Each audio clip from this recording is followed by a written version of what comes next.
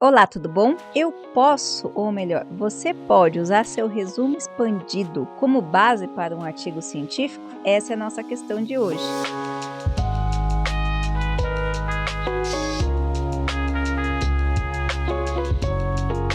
Mas primeiro, vamos entender pedacinho por pedacinho para entender do que estamos falando. O que é um resumo expandido? Como o próprio nome diz, resumo é resumo de alguma coisa. Então você pode fazer um resumo de um livro, pode fazer resumo do seu trabalho que está sendo desenvolvido, pode fazer um resumo de um trabalho anterior que você fez, um TCC, uma monografia ou uma dissertação. Então, resumo, ele é resumo de alguma coisa.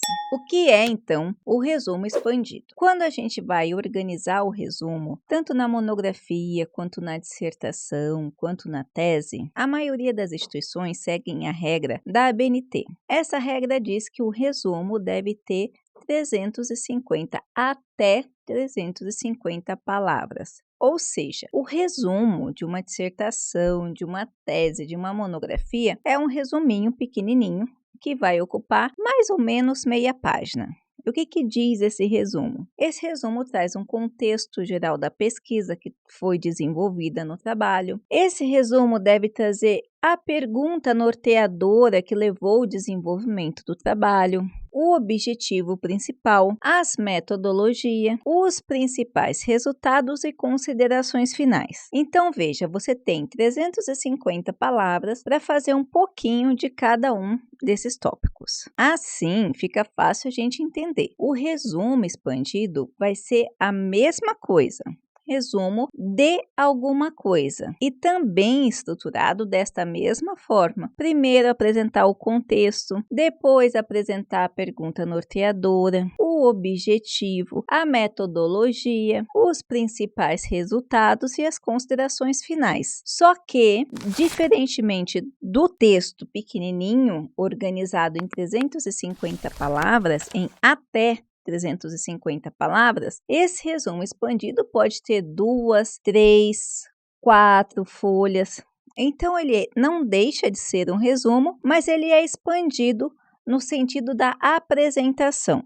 Então, ao invés de eu ler um artigo científico de 10, 15, 20 páginas, ou ao invés de eu ler uma sua dissertação de 80, 100, 120 páginas, ou até mesmo uma tese que chega aí a 200 páginas, eu vou ler um resumo expandido daquele material. Muitos autores confundem, acham que esse resumo é uma espécie de artigo, por ser expandido desta forma. Na verdade, eu já vi até mesmo professor confundindo. Pede resumo expandido, enquanto, na verdade, o que ele está querendo para avaliação é um artigo. Não fica muito difícil a gente saber o que é quando a gente presta atenção no próprio nome. Resumo expandido. Então, o resumo expandido é o resumo de alguma coisa. Aí a pessoa pergunta assim, então eu posso usar o resumo expandido como base para o meu artigo científico? Na verdade, deveria ser ao contrário. Na verdade, o seu artigo científico de 10, 15, 20 ou às vezes até 30 páginas deveria ser realizado ou inspiração para o resumo expandido, porque lembre-se, o resumo ele é resumo de alguma coisa. Se você partir do resumo para fazer o seu artigo, já está errado, porque aí o resumo não seria resumo de alguma coisa. Aí esse resumo seria provavelmente um projeto, e projeto não é resumo. Então você pode pegar um projeto estruturado também com breve contexto, estruturado com o problema norteador ou a pergunta norteadora, que seria o problema de pesquisa, objetivos gerais, objetivos específicos, apontamento de metodologia a ser utilizada, ferramentas, formas de reunir esses resultados, formas de rediscutir ou discutir esses resultados, formas de fazer o que você espera, nas considerações finais, e aí seria esse formatinho que eu estou falando, apesar de ser bem parecido com o resumo, não é um resumo, porque daí ele está se propondo a ser realizado, então ele vai ser um pré-projeto. Pode ser pequeno,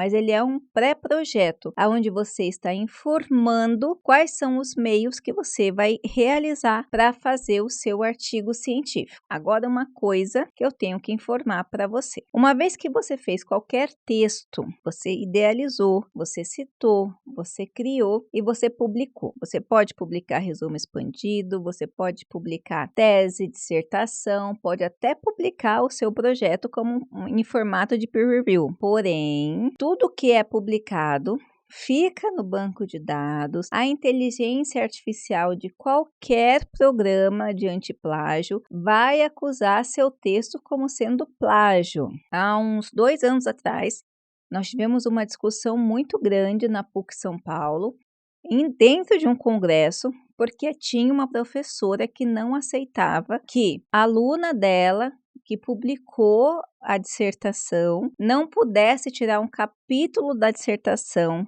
após publicada para transformar em formato de artigo científico, porque o trabalho era dela, o texto era dela. No entanto, acima dessas questões éticas e discussões à parte, não é isso que eu quero colocar aqui, a gente tem que pensar na inteligência artificial. A inteligência artificial, ela não é um ser humano que vai medir o que é ético, o que não é, o que pode, o que não pode. Ela vai entender que se já tem um material publicado, ela vai fazer a correlação dos algoritmos e vai entender que esse texto é um texto de plágio, mesmo sendo da autora. O que acontece? Não só a autora pode entrar no blacklist, ou o autor pode entrar no blacklist, quanto a revista que publicou. Então, se é uma base de dados, a base de dados entra no blacklist. Se é a revista entra no blacklist por estar publicando materiais plagiados. Isso quero fazer um adendo porque é muito comum a gente querer aproveitar texto. E eu não digo que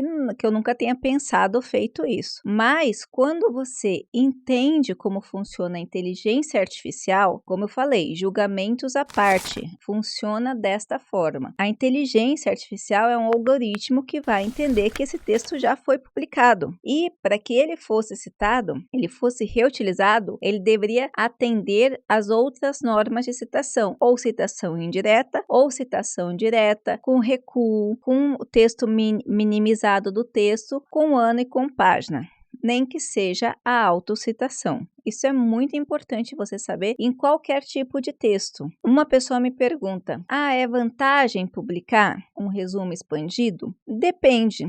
Tem muitas faculdades que não têm repositórios. Tem muitos congressos hoje em dia que estão pedindo resumo expandido. Então, você pode publicar seu resumo expandido. Ele também pontua.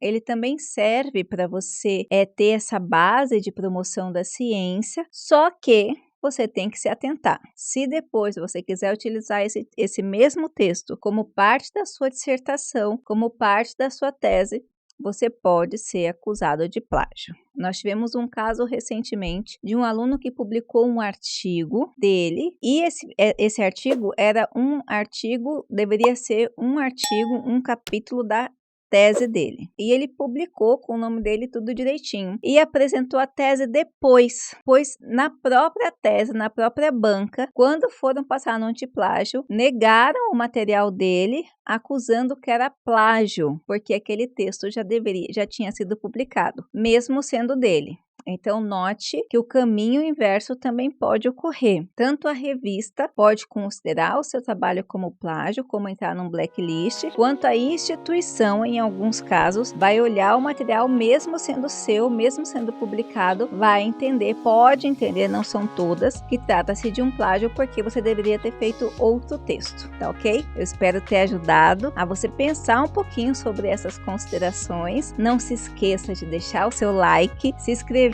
no canal, compartilhar esse vídeo e deixar seus comentários aqui também. Um grande abraço!